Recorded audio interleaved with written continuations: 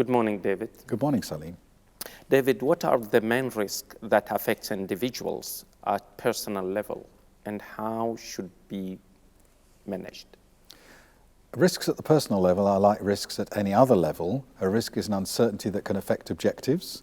And so if we have objectives personally, then there are risks, uncertainties that could affect those. And so we need to know, first of all, in order to manage our personal risks, what are our objectives. And we might summarize our objectives at quite a high level. To be happy and healthy and wealthy and wise, for example, is one way of expressing it.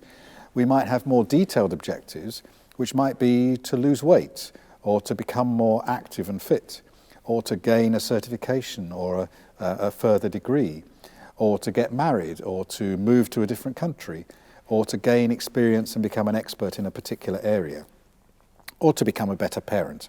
A number of objectives we might have.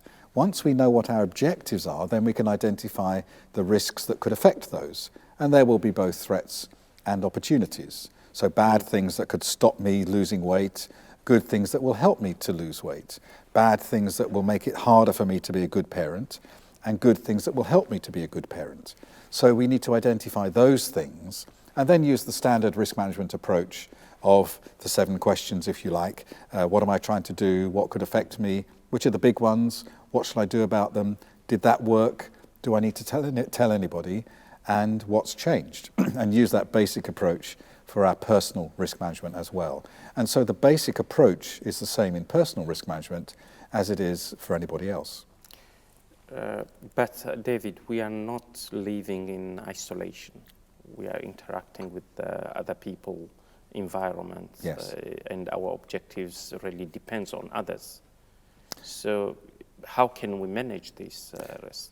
Yes, the British philosopher John Donne said, "No man is an island." Mm-hmm. You know, we are part of a wider connection. We usually are part of a family. We have parents and sometimes brothers and sisters and children. We're part of a community, a society, a nation. We may have a job and then we're part of a business or a team and an organization. You know, we're part of a club, maybe a tennis club or a golf club.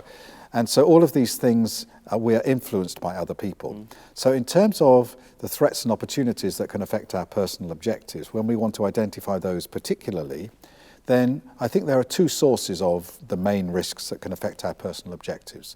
One is internal, us, yes. Me and my motivations, me and my competence, me and my understanding and my preferences and my biases, my values and beliefs, all those things we've talked about in earlier questions.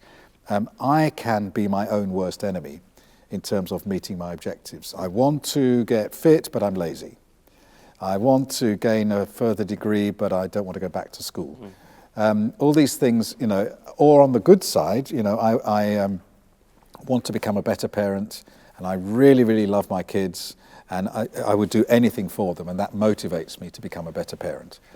So our personal internal environment is a key source of threats and opportunities. But then the second area is, of course, as you say, the external environment. Mm-hmm. And some of the main threats and opportunities come to us for our personal objectives from other people, both in our families and our immediate circle, and then from society, then from our organizations, and the general culture in which we live.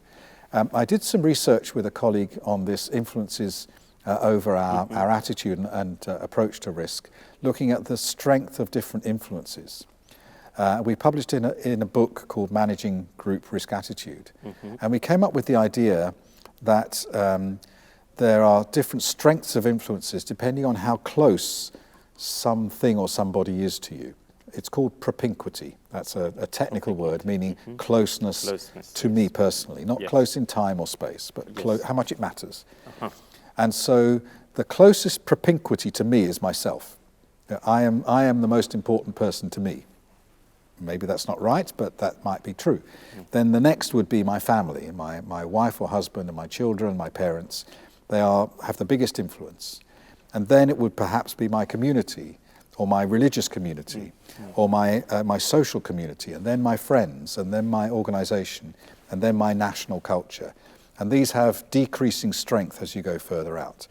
So all of these things are influences, and can cause threats and opportunities to us. You're right, we don't exist in isolation. Thank you very much, David. Yeah, thank you.